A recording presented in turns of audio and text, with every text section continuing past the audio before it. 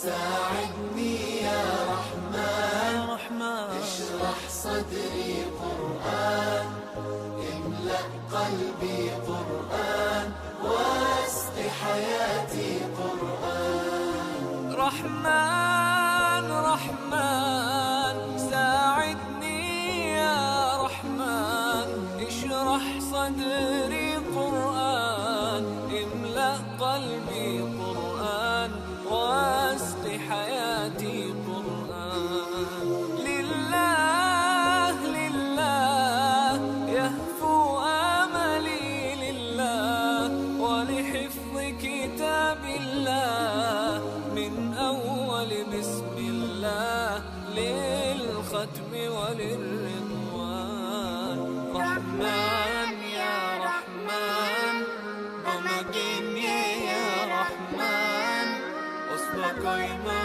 يدوشو نبني ما يوسيتي ناوتي قرآن رحمن يا رحمن ساعدني يا رحمن اشرح صدري قرآن املأ قلبي قرآن واسق حياتي قرآن يا نور يا نور يا محكم يا تنزيل لمحمد عن جبريل من رب العرش دليل للعالم والإنسان Radio Amar 88.4 radio আমার বাংলাদেশের প্রতিধ্বনি।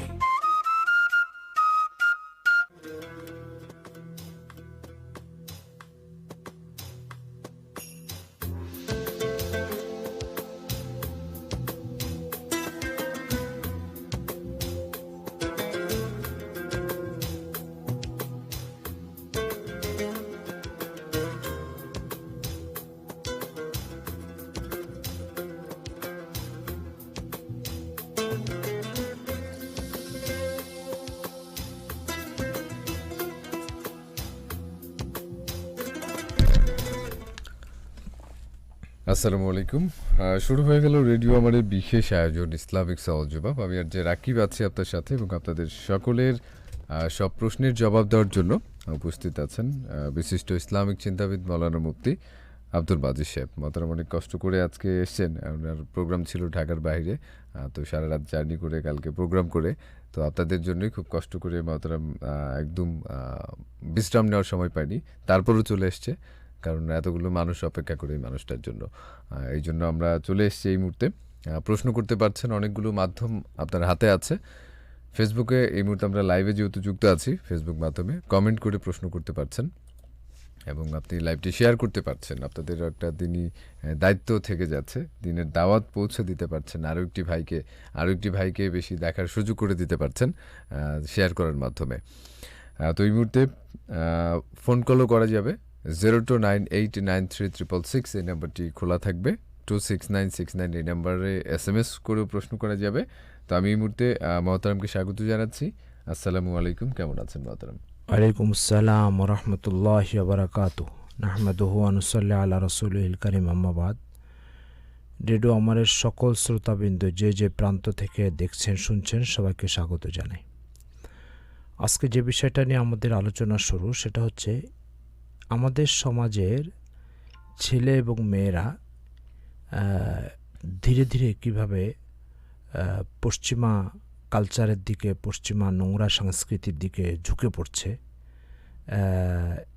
এরই একটা নমুনা আমরা পেশ করব। সেটা হচ্ছে আমার আপনার ছেলে এবং মেয়ে যখন স্কুলে পড়ছে, তো স্কুলে পড়ার পরে অল্প বয়সেই আপনার মেয়ের ৬-৭ বছর থেকেই তার বয়ফ্রেন্ড যুক্ত হয়ে যাচ্ছে।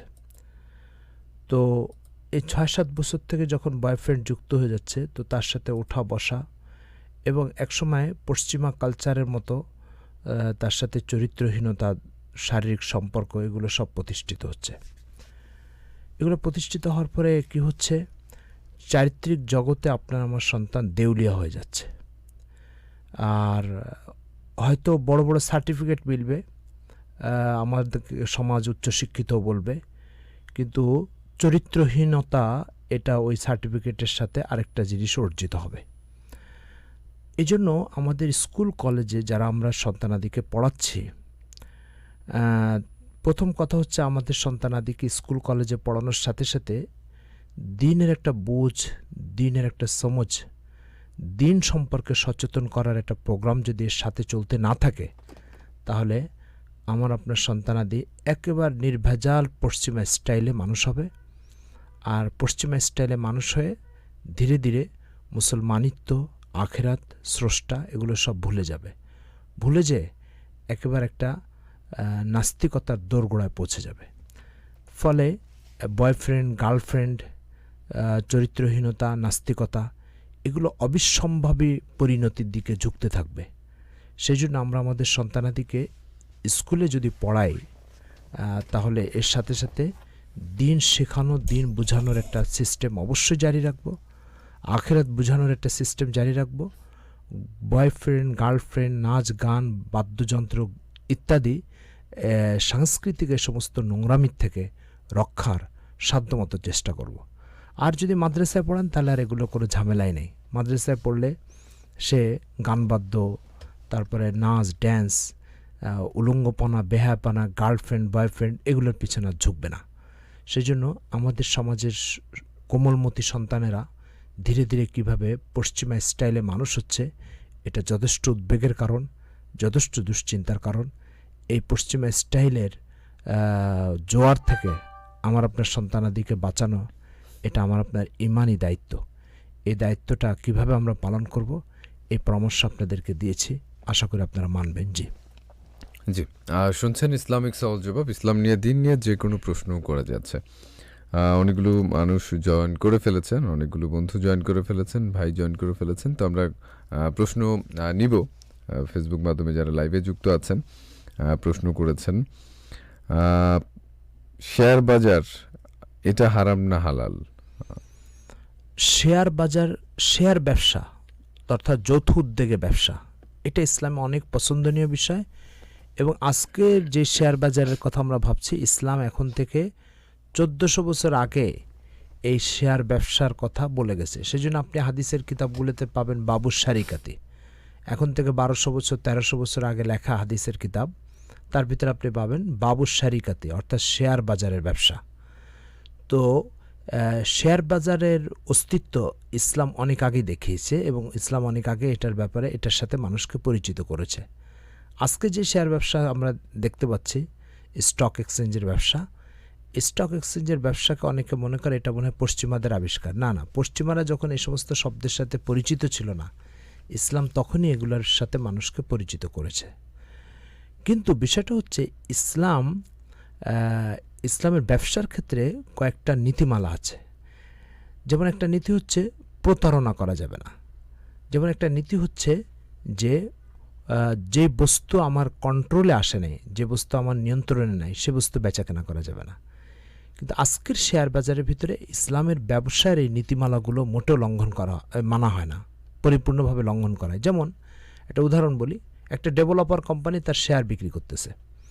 এখন সে করছে কি, এক জায়গায় একটা জমি অধিগ্রহণ করে সেই জমিটাতে কোনো কাজ শুরু হয়নি, সে 10 তলায় 15 তলায় ফ্ল্যাট বিক্রি করা শুরু করে দিয়েছে। আর আল্লাহ রসুল সাল্লাল্লাহু আলাইহি ওয়াসাল্লাম বলছেন, লা তাবি মা লাইসা ইনদাক, তোমার কাছে যে জিনিসটা নাই সেটা বিক্রি করো না।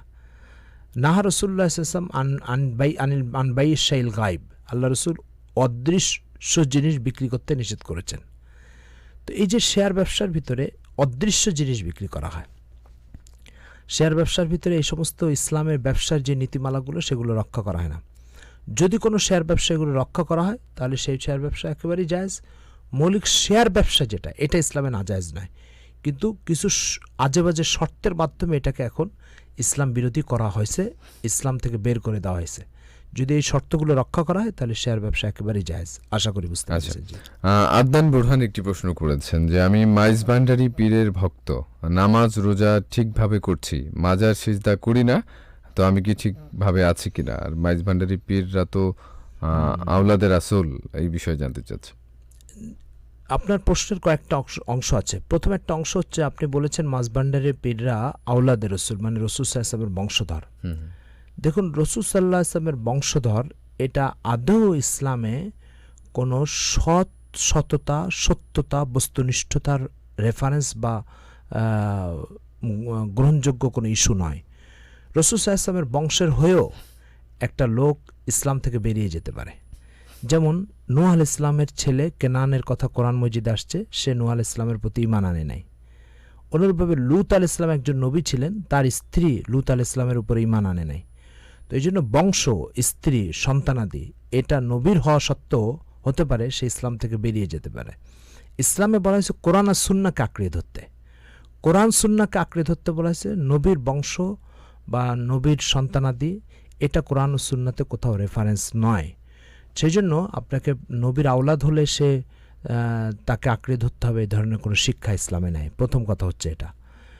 দ্বিতীয় নম্বর কথা হচ্ছে যে আমাদের দেশে মাঝভান্ডারী যারা, এদের অনেক বিশ্বাস, আকিদা, চিন্তা চেতনা সুস্পষ্ট কোরআন সুন্নাহ বিরোধী। যেমন মাঝভান্ডারীদের একটা বিশ্বাস হচ্ছে যে আল্লাহ তাআলা রাসূল সাল্লাল্লাহু আলাইহি ওয়াসাল্লামের রূপে প্রকাশ পেয়েছেন। তার মানে আল্লাহ রসুলের ভিতরে কোনো বিভাজন নেই। এটা সম্পূর্ণ খ্রিস্টানদের বিশ্বাস। খ্রিস্টানরা ঈসা আলাইহিস সালামকে বলে যে এই আল্লাহর রূপে প্রকাশ পেয়েছে। তো ঠিক ইসলামে মুসলমান এই বিশ্বাসী হতে পারে না, কারণ এটা শিরক এবং এটা তৃত্ববাদের দিকে চলে যায় এবং এটা সুস্পষ্ট আল্লাহ তাআলার যে পরিচয় এবং গুণাবলী সেটার প্রতি একটা বৃদ্ধাঙ্গুলি প্রদর্শন। সেই জন্য মাঝভান্ডারীদের এই ধরনের বিশ্বাসগুলো আদৌ ইসলাম সম্মত নয়। এই জন্য এগুলো অবশ্যই পরিত্যাগ করতে হবে এবং আপনি সেখানে মুরিদ হওয়ার কোনো সুযোগ নেই। প্রশ্ন হচ্ছে, আপনি তো নামাজ কালাম পড়তেছেন। ইসলামের প্রথম বিষয় হচ্ছে তার বিশ্বাসটাকে এটা কোরআন সুন্নাহ মোতাবিক কিনা। বিশ্বাস যদি তার ওকে না হয় তো নামাজ রোজা তাকে কোনো ফায়দা দিবে না, উপকৃত করবে না। সেই জন্য আপনি মাঝভান্ডারে মুরিদ হতে পারেন না, এখান থেকে বেরিয়ে আসতে হবে। তার কারণ আপনি একজন ব্যক্তিকে পীর হিসাবে অনুসরণ করবেন আর সে একদিকে নিয়ে যাবে, আপনি আরেক দিকে যাবেন, এটা হতে পারে না। পীর যেদিকে নিয়ে যাবে আপনি সেদিকে যাবেন। সেই জন্য আপনার অবচেতন মনে আপনি ইসলাম বিরোধী কিছু বিশ্বাসের সাথে সম্পৃক্ত হয়ে ঈমান হারা হয়ে কবরে যেতে পারেন। সেই জন্য অবশ্যই আপনাকে এখান থেকে ফিরে আসতে হবে। জি জি, শুনছেন ইসলামিক সওয়াল জবাব। ইসলাম নিয়ে, দিন নিয়ে যে কোনো প্রশ্ন করতে পারছেন। এই মুহূর্তে যারা ফেসবুক লাইভে আছেন যুক্ত, লাইভটি শেয়ার করতে পারছেন। পরিচিত জন বন্ধু তালিকায় যারা আছে তাদের সাথে প্রশ্ন করতে পারছেন কমেন্ট করে। এক ভাই প্রশ্ন করেছেন, হাসিবুল হাসান, যে আমরা জানি যে কোনো ভালো কাজের আগে বিসমিল্লাহ বলতে হয়। যদি বিসমিল্লাহ বলতে ভুলে যাই এবং তাহলে যে সময় মনে পড়বে যে বিসমিল্লাহ পড়েনি তখন বলতে পারবে? যে সাথে সাথে আপনি বিসমিল্লাহ পড়ে নেবেন, কোনো সমস্যা নেই। যখনই মনে আসবে তখনই আপনি বিসমিল্লাহ পড়ে নিলে এর বরকত আপনি পেয়ে যাবেন। জি আচ্ছা, প্রশ্ন করেছেন নাসিব বিল্লাহ, যে ব্যক্তি সূরা ইখলাস 10 বার পাঠ করবে তার জন্য জান্নাতের একটি ঘর বানানো হবে, এই কথাটা কতটুকু? জি জি, এটা একটা হাদিসে আছে, এই কথাটা সঠিক। জি আচ্ছা, আর অনেকেই প্রশ্ন করেছে, তো যেহেতু ফোন কলেও অনেকে চেষ্টা করছে, আমরা আবার কয়েকটা ফোন কল নিয়ে আবার লাইভ থেকে কমেন্টের প্রশ্নগুলো নিব। আসসালামু আলাইকুম। ওয়ালাইকুম আসসালাম ওয়া রাহমাতুল্লাহ। জি শুনতে পাচ্ছি ভাই, আপনার প্রশ্নটি করবেন। জি, আমার প্রশ্ন হলো যে হুজুর আপনি বলছেন কারো দাওয়াত ছাড়া বিনা দাওয়াতে একজন লোক যদি বেশি নেয় তাহলে চোর হয়ে ঢুকলো, ডাকাত হয়ে সে বাড়ি হলো। জি জি জি, এটা হাদিসে আছে, এটা আমার কথা না, এটা আল্লাহর রাসূল বলেছেন। জি হুজুর, বুঝতে পারছি, ধন্যবাদ আপনাকে। কারণ আমার প্রশ্ন হলো, আমি যদি কোনো একটা দাওয়াতে না যাই, আমার পরিবর্তে অন্য একটা লোক যদি পাঠায় দিই, তাহলে ওই যাদের পক্ষ থেকে দাওয়াতটা আমাকে করা হলো তাদের অনুমতি নিতে হবে কিনা? যে অনুমতি নিতে হবে, তার কারণ হচ্ছে তারা তো আপনাকে দাওয়াত দিয়েছে। তারা যদি ওই ব্যক্তিকে দাওয়াত দিত তাহলে তো তাকে দাওয়াত দিত, কিন্তু আপনাকে দাওয়াত দিয়েছে, আপনি আরেকজনকে পাঠাতে পারেন না। তার কারণ হচ্ছে আমাদের সমাজে যে সমস্ত দাওয়াত দেওয়া এগুলোর সম্পর্ক, এগুলোর ভিত্তি হচ্ছে সম্পর্ক, আন্তরিকতা, মহব্বত। তো আপনার সাথে যে মহব্বতটা আছে সেই মহব্বতটা তো আর অপরের সাথে নেই। সেই জন্য অপর কাউকে সেই দাওয়াতে পাঠাতে হলে তার অনুমতি নেওয়া লাগবে। জি, আরেকটা প্রশ্ন হলো যে আমরা জানি, আমাকে যদি বলে যে আল্লাহর সাথে কাউকে তুলনা করে হলো শিরক, আমাকে যদি বলে ভবিষ্যতে তোমাকে অমুকে খাওয়াবে, অমুকে দেখা নেবে, এই ভবিষ্যতের এই যে অগ্রিম যে কথাটা, এটা সে কিভাবে বলে? এটা কি ইসলাম কতটুকু সমর্থন করে? এই কথার দুটো অর্থ। একটা অর্থ হচ্ছে যদি কেউ এই কথা এইভাবে বলে যে সত্যি সে আল্লাহ যেভাবে প্রতিপালন করে সে আল্লাহর জায়গায় প্রতিপালন করবে, তাহলে অবশ্যই এটা শিরক হবে। কিন্তু কোনো মুসলমান আল্লাহর উপর ঈমানকে অটুট রেখে যদি এই কথা বলে যে তোমাকে ভবিষ্যতে অমুকে দেখবে, কিন্তু আল্লাহর উপরে তার বিশ্বাস দৃঢ় আছে, তাহলে এটাকে শিরক বলা যাবে না।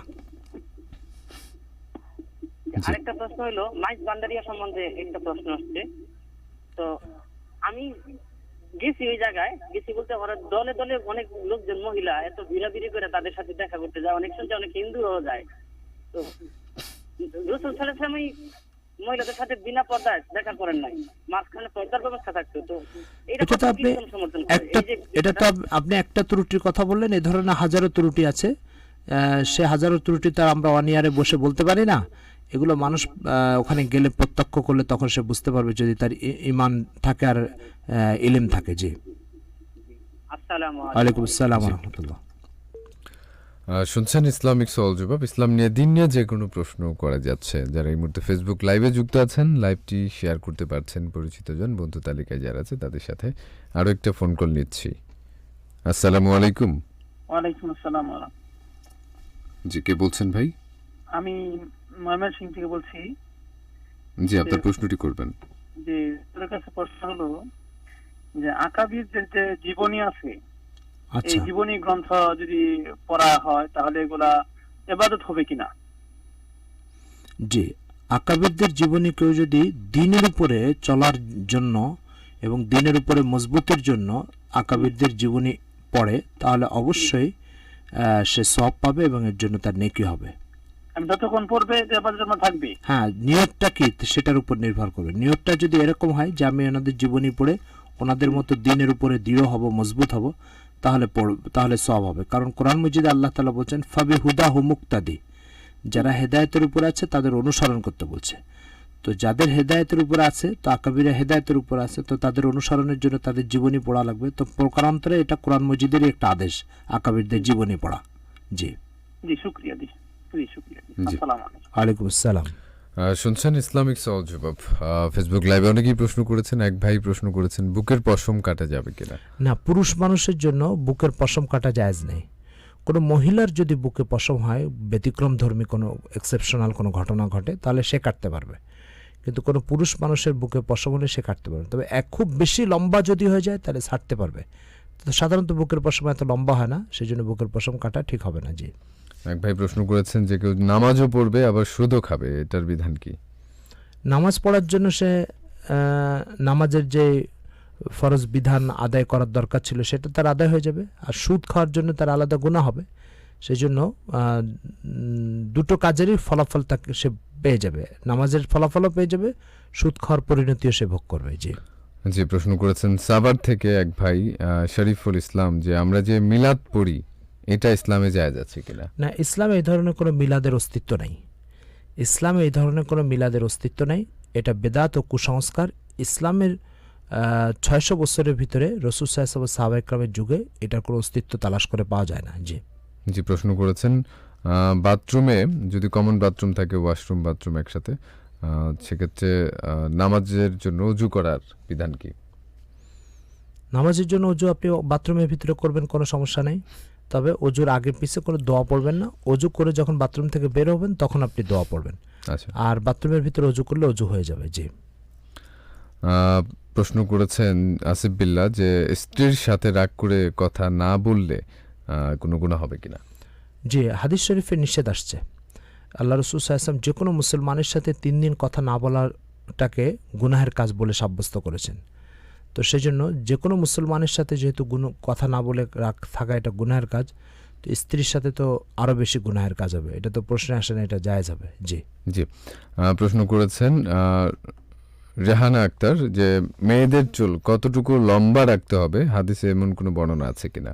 মেয়েদের চুল যত লম্বা হয় লম্বা করবে, কখনো মেয়েদের চুল কাটা জায়েজ নেই। সেজন্য মেয়েদের চুলকে কাটাকে আল্লাহ রাসূল সাল্লাল্লাহু আলাইহি ওয়াসাল্লাম হাদিসে গুনাহের কাজ বলেছেন এবং নিষেধ করেছেন। সেজন্য মেয়েদের চুল যত লম্বা হয় লম্বা হতে দিবে। জি জি, প্রশ্ন করেছেন পারভেজ প্রধান, যে আসসালামু আলাইকুম, আমার একটা প্রশ্ন, যে আমরা যে নাপাক কাপড় বালতিতে ভিজিয়ে রাখি এবং পরে নামিয়ে ধৌত করি, এখন বালতি থেকে নামিয়ে ধোয়ার সময় বা কাপড় কাচার সময় ওই কাপড়ের থেকে নাপাক পানি যেগুলো বের হয় সেটা আবার অন্য কাপড়ও কিন্তু লাগে, বা ধোয়ার সময় মগ দিয়ে পানি দেয়, তাহলে সে মগও কি নাপাক হয়ে যাবে কিনা, বা ওই পানি অন্য কাপড়ের সাথে যদি লেগে যায় সেই কাপড়গুলো নাপাক হয়ে যাবে কিনা?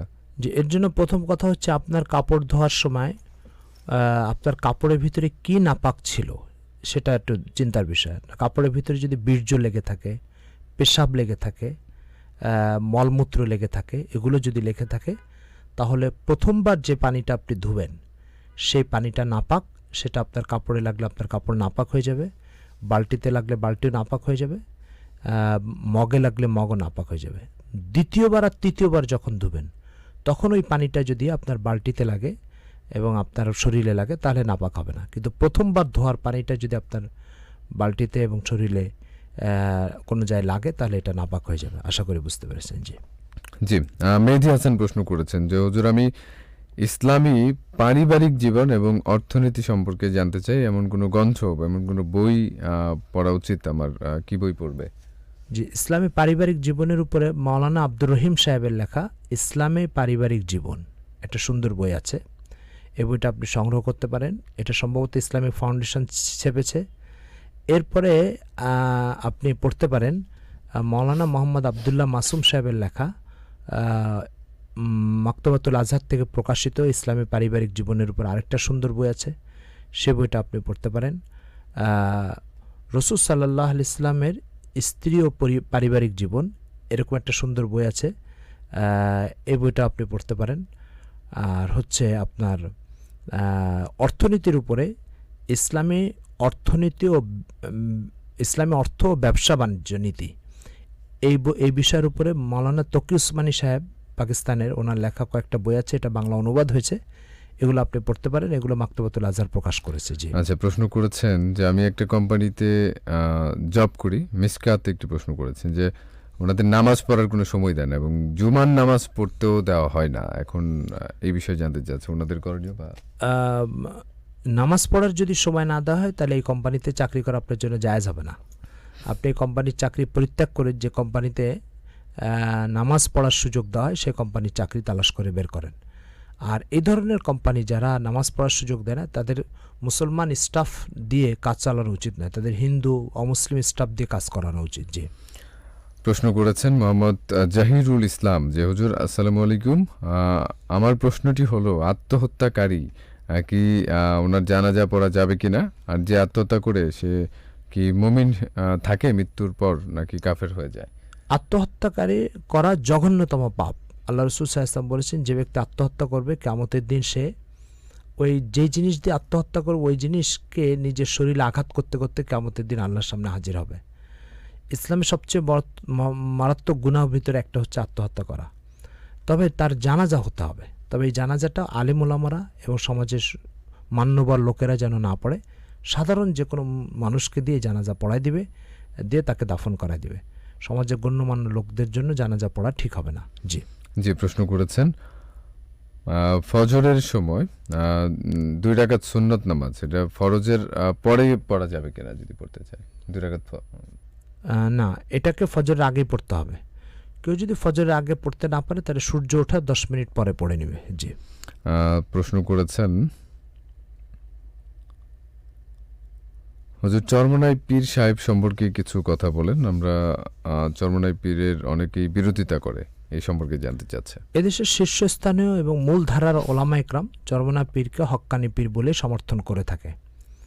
এদেশের মূলধারার ওলামা ইকরাম এবং শীর্ষস্থানীয় ওলামা ইকরাম যারা এ দেশ ও জাতির পথ নির্দেশনা দিচ্ছে, পথ প্রদর্শক, জাতিকে কল্যাণের পথে আহ্বান করছে, এই ধরনের ওলামা ইকরাম চরমনাই পীরকে হক ও হক্কানিয়ত, সত্য ন্যায়নিষ্ঠার অধিকারী পীর বলে প্রচার করছেন এবং সম্বোধন করছেন। সেজন্য আপনি তাদের মুরিদ হতে চাইলে হতে পারেন। জি প্রশ্ন করেছেন মাগরিবের নামাজ গাড়ি চালানো অবস্থায় ইশারায় যদি পড়তে পারবে কিনা, যদি পড়তে না, কোনো ফরজ নামাজ গাড়িতে বসে বসে কোনো ফরজ নামাজ হবে না। ফরজ নামাজ আপনাকে গাড়ির থেকে নেমেই পড়তে হবে এবং সিটের মধ্যে বসে বসে হবে না, কারণ ফরজ নামাজের ভিতরে 2টা শর্ত, একটা হচ্ছে কিবলামুখী হওয়া আর আরেকটা হচ্ছে দাঁড়িয়ে নামাজ পড়া। তো আপনি সিটের মধ্যে বসে কিবলামুখী হতে পারছেন না, দাঁড়িয়ে নামাজ পড়তে পারছেন না, সেজন্য আপনাকে গাড়ির থেকে নেমেই নামাজ পড়তে হবে। জি প্রশ্ন করেছেন মাহফুজুর রহমান মুকসুদ যে একটি পাগল দেখতে, তো উনি নিজেকে মোহাম্মদ দাবি করেছে, এক্ষেত্রে শরীয়তের হুকুম কি? ইসলামী রাষ্ট্র সমাজ ব্যবস্থায় কেউ যদি নিজেকে মোহাম্মদ সাল্লাল্লাহু আলাইহি ওয়াসাল্লাম বলে দাবি করে তাহলে তো তাকে অবশ্যই মৃত্যুদণ্ড দিতে হবে। এটা ইসলামের আইন ও সংবিধানের কথা। তবে এখন তো আর সেই ইসলামী সমাজ ও রাষ্ট্র ব্যবস্থা নাই, সেই জন্য এখন তার প্রতারণা এবং ধোঁকাবাজি থেকে জাতিকে সতর্ক করার জন্য স্থানীয় ওলামা একরামকে চেষ্টা চালিয়ে যেতে হবে। জি জি, আমরা এই মুহূর্তে একটা ফোন কল নিব, দেখি কে আছে সাথে। আসসালামু আলাইকুম। জি, শুনতে পাচ্ছি আপনাকে। জি আলহামদুলিল্লাহ, আল্লাহ পাক ভালো রেখেছেন। আমি এবং আমার দুটি কন্যা সন্তান। আপনাকে একটু জোরে বলতে হবে ভাই। আমার দুটি কন্যা সন্তান।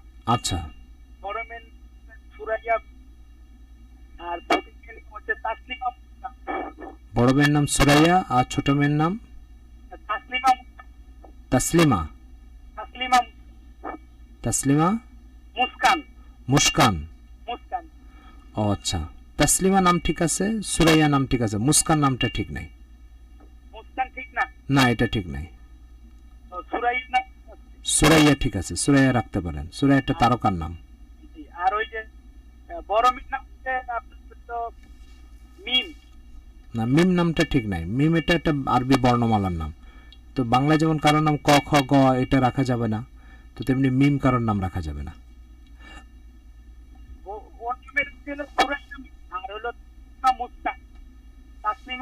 হ্যাঁ, এটা প্রশ্নের জবাব দিয়েছি আপনাকে। জি, শুনছেন ইসলামিক সহযোগ, ইসলাম নিয়ে দিন নিয়ে যে কোনো প্রশ্ন করতে পারছেন। আর একটি ফোন কল নিব এই মুহূর্তে, দেখি কে আছে সাথে। আসসালামু আলাইকুম। আসসালামু আলাইকুম হুজুর। ওয়ালাইকুম আসসালাম। মোহাম্মদ শামসাদউল্লাহ। হ্যাঁ, কি নাম আপনার? মোহাম্মদ শামসাদউল্লাহ। নামটা কি ঠিক আছে? মোহাম্মদ শামসুদ্দৌলা। শামসাদউল্লাহ। মোহাম্মদ শামসাদউল্লাহ। আপনি একটু বানান করেন তো নামটা। দন্তস্বয় আকাশ ম তালবস্বয় আকার দ। ও শামসাদউল্লাহ। হ্যাঁ। ও শামসাদউল্লাহ না রেখে আপনি শামসুদ্দৌলা রাখেন। শামসুদ্দৌলা ঠিক আছে। আচ্ছা হুজুর, আমার বোনের নাম হলো মোহাম্মদ মুসাম্মদ নাফিসাদউল্লাহ। এই নামটা কি ঠিক আছে? মুসাম্মদ নাফিসাদউল্লাহ। নাফিসাদৌলা। হ্যাঁ, রাখতে পারেন, নাফিসাদৌলা রাখতে পারেন। আরেকটা প্রশ্ন, মোহাম্মদ রবিউল নামী নামটা কি ঠিক আছে? মোহাম্মদ রবিউল। মোহাম্মদ রবিউল সানি। রবিউল সানি। রবিউল সানি তো একটা মাসের নাম, এই জন্য রবিউল সানি না রেখে আপনি রবিউল ইসলাম রাখেন। আসসালামু আলাইকুম হুজুর। ওয়ালাইকুম আসসালাম ওয়া রাহমাতুল্লাহ। শুনছেন ইসলামিক সহযোগ, এসএমএস করেছে অনেকে, যেমনটি আদনান একটি প্রশ্ন করেছেন যে কবরে ফুল দেওয়া যায় কিনা। কবরে ফুল দেওয়া এটা ইসলামী সংস্কৃতি নয়, এটা বিজাতীয় সংস্কৃতি। কবরে যে সূরা ফাতিহা পড়বে, সূরা ইখলাস পড়বে, এটার দ্বারা কবরবাসীর উপকার হবে, উপকৃত হবে, এবং এটা সুন্নত তরিকা। কিন্তু ফুল দেওয়া আর 1 মিনিট নীরব হয়ে দাঁড়িয়ে থাকা, প্রতিকৃতির সামনে দাঁড়িয়ে থাকা, এটা বিজাতীয় কালচার থেকে আসছে, এটা ইসলাম থেকে আসে নাই। সেই জন্য এটা অবশ্যই বর্জনীয়, ইসলাম এটাকে বেদাত মনে করে। জি জি, প্রশ্ন করেছেন সাদ্দাম যে সন্তান জন্ম হওয়ার পরই মসজিদে আজান দিয়েছে, তো সেই আজানের শব্দ বাচ্চা পেয়েছে, তো বাচ্চার কানে আবার আজান দিতে হবে কিনা। না, আসলে পদ্ধতিটা ঠিক হয়নি। বাচ্চার কানে আজান দিতে হবে, ডান কানে আজান দিতে হবে, বাম কানে ইকামত দিতে হবে, আস্তে আস্তে মৃদু আওয়াজে। জি আচ্ছা, প্রশ্ন করেছেন আচ্ছা মহিলারা বাচ্চার কানে আজান দিতে পারবে কিনা। যে মহিলারাও বাচ্চার কানে বাসার মধ্যে আজান দিতে পারবে। জি যে প্রশ্ন করেছেন, আমার আম্মু খাজা বাবাকে মানেন এবং নানুরাও মানেন, এটা ঠিক কিনা।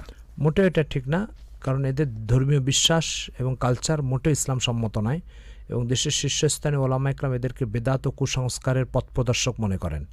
এই জন্য আপনার আম্মু এবং নানুকে অবশ্যই এখান থেকে ফিরে আসার জন্য আপনি উৎসাহিত করেন। জি জি, প্রশ্ন করেছেন রুবেল ঢাকা থেকে, যে ছোট বাচ্চাকে কেউ যদি টাকা দেয় এবং ওই টাকা কি তার বাবা মা বাচ্চার কাপড় বা খাবার কেনার কাজে খরচ করতে পারবে কিনা, আর নামাজের ভেতরে বাচ্চার প্রসাব করলে করণীয় কি, এটাই জানতে চাচ্ছে। প্রথম কথা হচ্ছে, বাচ্চাকে যে সমস্ত টাকা আমাদের সমাজে উপহার দেওয়া হয়, এগুলোর ক্ষেত্রে একটা ভুল বোঝাবুঝি আছে। সেটা হচ্ছে, আমাদের সন্তানাদিকে কেউ বাসায় বেড়াতে আসলে অথবা কোথাও গেলে 200, 400, 500, 1000 টাকা আমাদের সন্তানাদিদেরকে দেয়।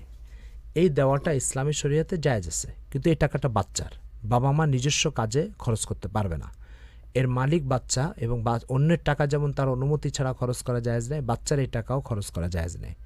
বাচ্চার এই টাকা বাচ্চার পিছনে, তার জামা কাপড় ক্রয়ের পিছনে, তার কোনো জিনিস ক্রয়ের পিছনে খরচ করতে পারবে, কিন্তু বাবা মা নিজস্ব কোনো কাজে এটা খরচ করতে পারবে না।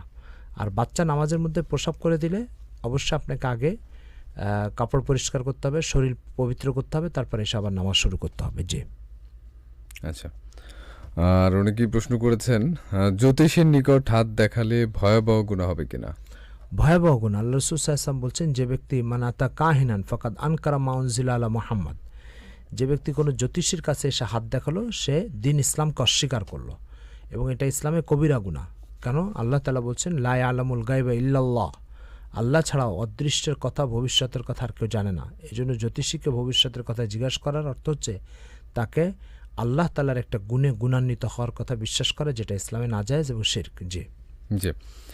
প্রশ্ন করেছেন মুক্তার হক, যে জুম্মার নামাজ যে এখানে সে কাজ করে সেখানে পড়তে পারবে কিনা? মিশরের লোকেরা কাজের জায়গাতেই জুম্মার নামাজ আদায় করে, এটা ঠিক কিনা? জি, জুমার নামাজ যদি এই শর্তগুলো পাওয়া যায়, উন্মুক্ত মসজিদ, সবাইকে ওপেনলি যাওয়ার অনুমতি আছে, এবং সেখানে ইমাম খতিব নির্ধারিত আছে, এবং মুসল্লির সংখ্যাও বেশ বেশি, এ ধরনের জায়গা আপনি জুমার নামাজ পড়তে পারবেন, অসুবিধা নেই। জি। প্রশ্ন করেছেন মোহাম্মদ জহিরুল ইসলাম, যে হুজুর নামাজের শেষ বৈঠকে শুধু তাশাহুদ পড়লে কি নামাজ হবে, নাকি দুরূদ শরীফও পড়তে হবে? দুরূদ শরীফও পড়তে হবে, শুধু তাশাহুদ পড়লে নামাজ হবে না। এই জন্য দুরূদ শরীফ পড়তে হবে, নতুবা নামাজ মাকরুহ হয়ে যাবে। এই নামাজকে মাকরুহ হওয়ার হাত থেকে বাঁচানোর জন্য আপনাকে দুরূদ শরীফ অবশ্যই পড়তে হবে। জি। আয়ান এই নামটা ঠিক আছে কিনা? আয়ান নামটা ঠিক নেই, এটা পরিবর্তন করে রাখা উচিত। জি। আচ্ছা, প্রশ্ন করেছেন মিলাদ ছাড়া আর কোনো কিছু ইসলামে নেই নাকি, যে অন্য কিছু? আচ্ছা, উনি জি, তারপরে আচ্ছা আর প্রশ্ন করেছেন, অনেকেই নামের প্রশ্ন করেছেন, আসলে নামের প্রশ্নগুলোতে আমরা যাচ্ছি না। নামাজ পড়া অবস্থায় সামনে দিয়ে কেউ গেলে কি নামাজ ভেঙে যাবে কিনা? নামাজ ভাঙবে না, নামাজ পড়া অবস্থায় সামনে দিয়ে কেউ গেলে নামাজ ভাঙবে না, নামাজ ঠিক থাকবে। জি। আচ্ছা, প্রশ্ন করেছেন হুজুর আমার, কিন্তু যিনি যাবেন তিনি গুনাহগার হবেন। সেজন্য কোনো ব্যক্তি কোনো চলাচলের পথের সামনে যদি নামাজ পড়ে, তো তার সামনে কোনো একটা লাঠি বা কিছু একটা দিয়ে নামাজ পড়া উচিত। জি। জি, ফজরের নামাজে উনি যে দেখে জামাত শুরু হয়ে গেছে, তো জামাতে উনি যারা 2 রাকাত ফরজ পরে সুন্নাত পড়তে পারবে কিনা?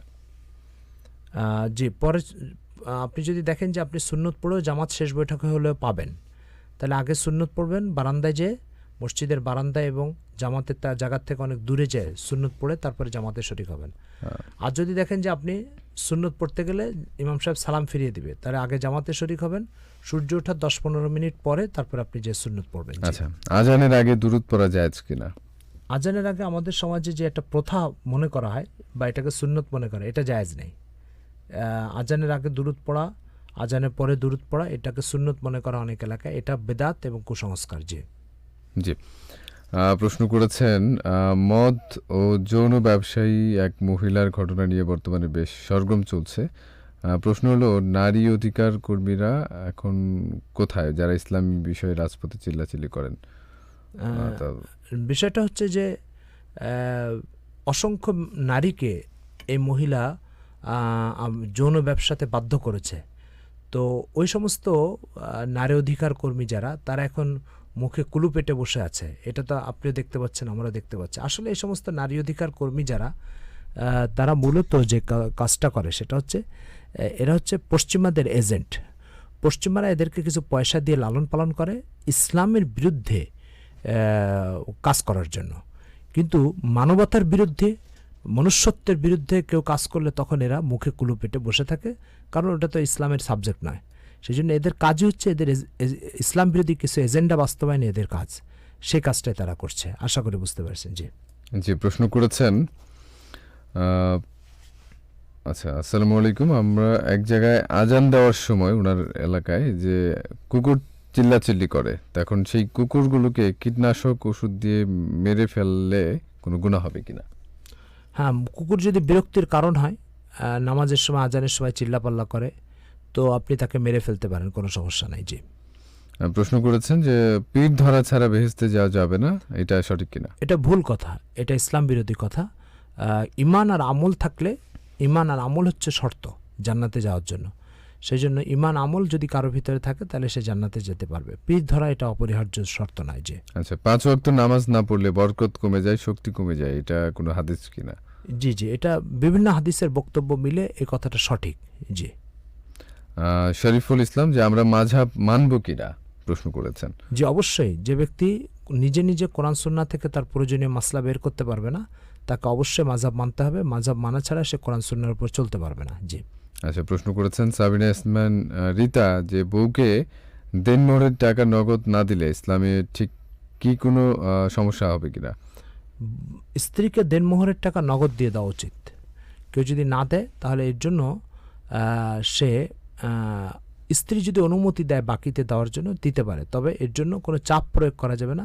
স্বতঃপ্রণোদিত হয়ে সে যদি পরবর্তীতে দিলেও মেনে নেয় তাহলে এটা জায়েজ আছে। জি।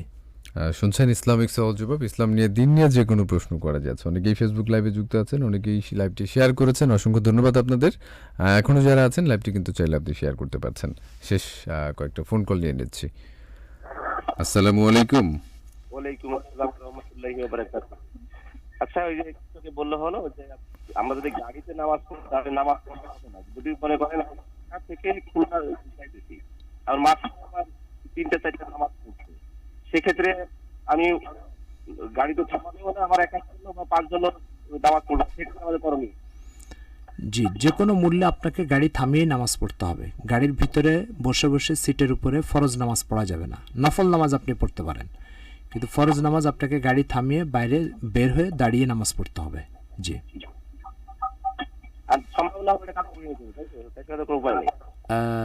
কাজা করার কথা তো আর আমরা এখানে বলতে পারি না। ফরজ নামাজ কাজা করার কথা বলা এটা অনেক বড় দুঃসাহসের বিষয়।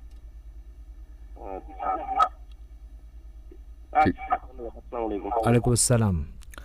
শুনছেন ইসলামিক সহজবাব।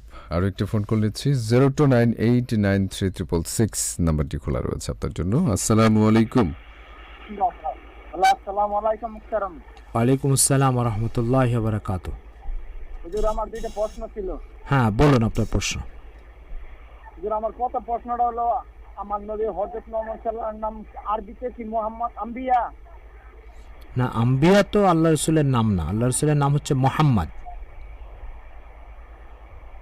আরেকটা প্রশ্ন হলো মুহতারাম, আমার মুহতারাম ভুলে গেলাম তো। আচ্ছা, আবার স্মরণ আসলে ফোন দিয়ে না। আসসালামু আলাইকুম। ওয়ালাইকুম আসসালাম ওয়া রাহমাতুল্লাহ। জি, শুনছেন ইসলামিক সহজবাব, ইসলাম নিয়ে দিন নিয়ে যে কোনো প্রশ্ন করা যাচ্ছে। প্রশ্ন করেছেন, আমরা কয়েকটা কমেন্ট পড়ে নিচ্ছি এই মুহূর্তে, যে কাদিয়ানীদেরকে রাষ্ট্রীয়ভাবে অমুসলিম ঘোষণা করা, কাফের ঘোষণা করা, এটা কতটুকু যৌক্তিক? সাব্বির আহমেদ প্রশ্ন করেছেন। বিষয় হচ্ছে, একটা রাষ্ট্রের দায়িত্ব হচ্ছে জনগণকে ভেজাল জিনিস থেকে বাঁচানো।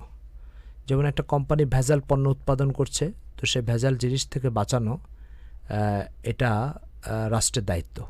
তো ঠিক তেমনিভাবে ভেজাল ধর্মবিশ্বাস থেকে বাঁচানো এটাও রাষ্ট্রের দায়িত্ব। সুতরাং যারা ধর্মের নামে, দিনের নামে প্রতারণা করছে, ধোঁকাবাজি করছে, সাধারণ মানুষের কে প্রতারিত করছে, তাদের হাত থেকে, এই সমস্ত প্রতারকদের হাত থেকে সাধারণ মানুষকে বাঁচানো এটা রাষ্ট্রের দায়িত্ব। সুতরাং যখন এটা রাষ্ট্রের দায়িত্ব, তো কাদিয়ানীরা ভুল ধর্মবিশ্বাসের মাধ্যমে মানুষকে প্রতারিত করছে, তো রাষ্ট্রের দায়িত্ব তাদেরকে অমুসলিম ঘোষণা করে চিহ্নিত করে দেওয়া, যে এদের মতাদর্শ এটা কুফরি আকিদা, কুফরি বিশ্বাস, এটা যেন কোনো মুসলমান অনুসরণ না করে। আশা করি বুঝতে পেরেছেন। জি জি, শুনছেন ইসলামিক সহজবাব, ইসলাম নিয়ে দিন নিয়ে যে কোনো প্রশ্ন করতে পারছেন। যে মাগরিবের জামাতের 2 রাকাতের তাশাহুদ সময় অংশগ্রহণ করি, বাকি রাকাতে কিভাবে আদায় করব তাহলে জানতে চাচ্ছেন। জি, মাগরিবের নামাজে 2 রাকাতের তাশাহুদের সময় অংশগ্রহণ করি, মানে দ্বিতীয় রাকাতের তাশাহুদের সময় উনি নামাজ শুরু করেন জামাতে, পরের রাকাত কিভাবে আদায় করবে? যে পরের রাকাত আদায় করতে হবে আপনাকে দাঁড়িয়ে। পরের রাকাত তো ইমাম সাহেবের সাথে আপনি আদায় করবেন, তো ইমাম সাহেব যেভাবে আদায় করবে সেভাবে আদায় করতে হবে। এরপর ইমাম সাহেব শেষ বৈঠকের পরে আপনাকে সোজা হয়ে দাঁড়াতে হবে, দাঁড়ায় আলহামদুলিল্লাহ সানা পড়তে হবে, আলহামদুলিল্লাহ সূরা পড়তে হবে, সাথে আরেকটা সূরা মিলাতে হবে, মিলায় এবার আবার বসতে হবে, কারণ এটা আপনার দ্বিতীয় রাকাত। বসে তারপর আত্তাহিয়াতু পড়ে আবার দাঁড়াবেন, দাঁড়ায় এবার শেষ রাকাতে আলহামদু পড়বেন, আরেকটা সূরা মিলাবেন, এরপরে তৃতীয় রাকাতে বসে আত্তাহিয়াতু দুরূদ শরীফ দোয়া মাসুরা পড়ে সালাম ফিরিয়ে দিবেন। এইভাবে আপনার নামাজ সমাপ্ত হবে। যে প্রশ্ন করেছেন যে মাহফুজুর রহমান, যে হিজড়াদের পরকালে হিসাব নিকাশ হবে কিনা, তারাও আল্লাহ তাআলা তাদের আচ্ছা হতে পারে কিনা, আর পরকালে তারা কি হিসাবে থাকবে? হিজড়ারা নারী পুরুষের মতোই তার হিসাব হবে। নারী পুরুষের উপরে যেভাবে আল্লাহর বিধান ফরজ প্রযোজ্য, হিজড়াদের উপরে ফরজ বিধান নামাজ রোজা ইত্যাদি প্রযোজ্য, কারণ তাদেরকে আল্লাহ তাআলা সৃষ্টি করেছে, এই জন্য আল্লাহর বিধান তাদের উপরে প্রযোজ্য। তো এই জন্য তাদেরকেও ফরজ বিধান, ফরজ নামাজ ইত্যাদি পড়তে হবে, এবং তাদের জন্য হিসাব আছে, তাদের জন্য জান্নাত জাহান্নাম আছে, যেভাবে নারী ও পুরুষদের জন্য জান্নাত জাহান্নাম আছে। আচ্ছা, সুমন খান একটি প্রশ্ন করেছেন যে মোহাম্মদ নুরুদ্দিন ইসলাম সুমন, আচ্ছা ঢাকা থেকে, যে হুজুর আমি একজন ড্রাইভার, তো আমি যদি অ্যাক্সিডেন্ট করে মারা যাই তাহলে কি এটা আত্মহত্যা হবে কিনা? না, অ্যাক্সিডেন্ট করে মারা গেলে আত্মহত্যা হবে না, বরং এই ধরনের দুর্ঘটনার শিকার হয়ে কেউ যদি মারা যায় তাহলে সে আল্লাহর কাছে শহীদি মর্যাদা পাবে।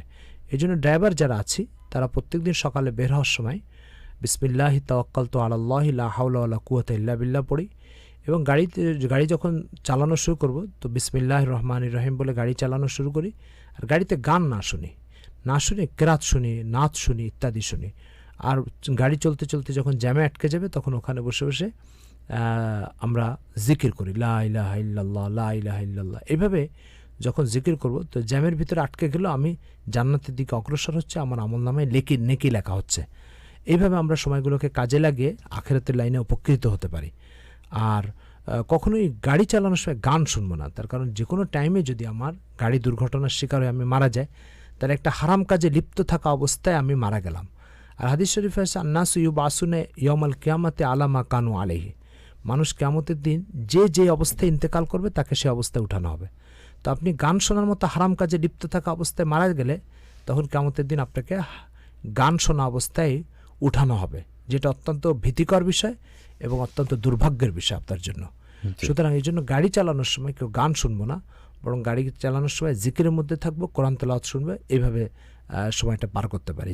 যে প্রশ্ন করেছেন যে পূজার অনুষ্ঠানে উনি আনসারের দায়িত্ব পালন করে, তো মুসলিমগণের জন্য এটা জায়েজ হবে কিনা, কোনো মুসলমান যদি এই দায়িত্ব পালন করে? না, এটা একেবারেই জায়েজ হবে না, কারণ শিরকের কাজে পাহারাদারি করা এটা মুসলমানের জন্য জায়েজ হবে না। সেজন্য আপনাকে ওই টাইমে স্যারদের কাছে অনুনয় বিনয় করে হয় ছুটি নিয়ে নেবেন, আর নয়তো স্যারদের কাছে অনুনয় বিনয় করে অন্য কোনো ডিউটিতে যারা যায়, অনেক আনসার আছে না অন্য ডিউটিতে যায়, তো বলবেন যে স্যার আমাকে ওই ডিউটিতে পাঠিয়ে দেন। আর যারা হিন্দু আছে, আনসারদের ভিতরে অনেক হিন্দু আছে, খ্রিস্টান আছে, তারা এই সমস্ত ডিউটি পালন করতে পারে। মুসলমানের জন্য এটা পালন করা ঠিক হবে না। প্রশ্ন করেছেন সাবিনা ইয়াসমিন, যে বউ মারা গেলে স্বামী কি তার সেই লাশের সামনে যেতে পারবে কিনা? স্বামী যেতে পারবে, দেখতেও পারবে, কিন্তু স্পর্শ করা ঠিক হবে না। আর স্বামী যদি মারা যায় তাহলে স্ত্রী দেখতে পারবে, ধরতে পারবে, গোসল দিতে পারবে, সব করতে পারবে। কিন্তু স্ত্রী মারা গেলে স্বামী দেখতে পারবে, কিন্তু ধরা ঠিক হবে না, গোসল দেওয়া ঠিক হবে না। আচ্ছা, প্রশ্ন করেছেন সাইদ শাফায়েত হোসেন, যে সালাতের হুকুম তো সবই সমান, তো আপনি বললেন যে ফরজ সালাত গাড়ির বাইরে দাঁড়িয়ে পড়তে হবে, বাইরে বসে গাড়ি থামিয়ে পড়া, আর নফল নামাজ গাড়ির ভিতরে পড়তে পারবে, এটার কোনো দলিল আছে কিনা? দলিল আছে। সুনানে তিরমিজিতে প্রথম খণ্ডে সালাত অধ্যায়ে, নামাজ অধ্যায়ে হযরত আব্দুল্লাহ ইবনে ওমর রাদিয়াল্লাহু তাআলা হাদিস আছে, তিনি বলছেন যে কুন্না নুসাল্লি আলা দাওয়াবি হাইসুমা তাওয়াজ্জাহাত, আমরা আল্লাহ রসুলের যুগে উটের উপরে এবং ঘোড়ার উপরে নামাজ পড়তাম। উট এবং ঘোড়া যেদিকে যেত যেদিকে যাক না কেন, অর্থাৎ তার অর্থ হচ্ছে নফল নামাজের জন্য সফরের ভিতরে কেবলামুখী হওয়া জরুরি না এবং দাঁড়ানো জরুরি না। উটের উপরে উঠে, ঘোড়ার উপরে উঠে যেদিকে ইচ্ছা সেদিকে সে যেত, আমরা নামাজ কালাম পড়তাম। তো নফল নামাজ আপনি গাড়ির ভিতরে ওই ঘোড়া উটের পিঠে পড়ার মতো যে কোনো দিকে পড়তে পারেন। সুনানে তিরমিজিতে এই হাদিস স্পষ্টভাবে বিদ্যমান। কিন্তু ফরজ নামাজ আল্লাহ রসুল কখনো এইভাবে পড়েছেন এর কোনো দৃষ্টান্ত নাই। এই জন্য ফরজ নামাজ আপনাকে গাড়ির থেকে নেমে পড়তে হবে। আর আপনি বলেছেন ফরজ নামাজ তো সব একই, না, ফরজ নামাজ আর নফল নামাজের ভিতরে বিস্তর মাসলা মাসাইলের পার্থক্য আছে। ফরজ নামাজে অনেক কাজ জায়েজ নেই, নফল নামাজে জায়েজ আছে। ফরজ নামাজে অনেক কাজ ঠিক নয়, নফল নামাজে সেটা ঠিক আছে। এই ধরনের বিস্তর মাসলা মাসাইলের পার্থক্য আছে। জি, আরেক ভাই প্রশ্ন করেছিলেন যে কবরস্থানে এবং মাজারে টাকা দেওয়া যাবে কিনা? না, কবরস্থান এবং মাজারে টাকা দেওয়া ঠিক হবে না। তার কারণ হচ্ছে আপনার এই টাকা থেকে মৃতরা কোনো উপকৃত হয় না। এই টাকাগুলো গরিব মিসকিনকে দান করবেন, এটার দ্বারা আপনার সওয়াব হবে। জি, প্রশ্ন করেছেন আকিকার জন্য কোন পশুটি উত্তম, গরু নাকি ছাগল? যার সামর্থ্য আছে তার জন্য গরু উত্তম, আর যার সামর্থ্য নেই তার জন্য ছাগল উত্তম। জি, আচ্ছা, প্রশ্ন করেছেন কেউ যদি মৃত্যুর পূর্বে কোনো জমি মাদ্রাসায় কোনো দান করে যায়, সেই জমির ফসল মাদ্রাসার ছাত্ররা খাবে এবং জমি যদি পরে বিক্রি করা হয় তাহলে তার টাকা মাদ্রাসা মসজিদে দান হবে। এখন সেই টাকা কি ওই নির্দিষ্ট মসজিদের টাকা দিতে হবে, নাকি মসজিদের কিছু অংশ টাকা দান করে দিলে হবে? বিষয়টা হচ্ছে যে কেউ যদি কোনো মাদ্রাসা জমি দান করে দেয়, অক্ফ করে দেয়, সে অক্ফের জমি বিক্রি করা জায়েজ নেই। সুতরাং অক্ফের জমি কোনোভাবে বিক্রি করা শরীয়তে অনুমোদিত নয়, জায়েজ নেই, এটার কোনো অনুমতি নেই। প্রথম কথা হচ্ছে এটা। দ্বিতীয় নম্বর কথা হচ্ছে যে যদি কোনো ব্যক্তি এইভাবে অক্ফ করে যে আমি এটা বিক্রি করে এটা টাকা দিব, তাহলে মসজিদ বা মাদ্রাসা যদি নির্ধারণ করে তাহলে সেই নির্ধারিত মসজিদে বা মাদ্রাসায় দিতে হবে, অন্য কোনো জায়গায় দেওয়া জায়েজ হবে না।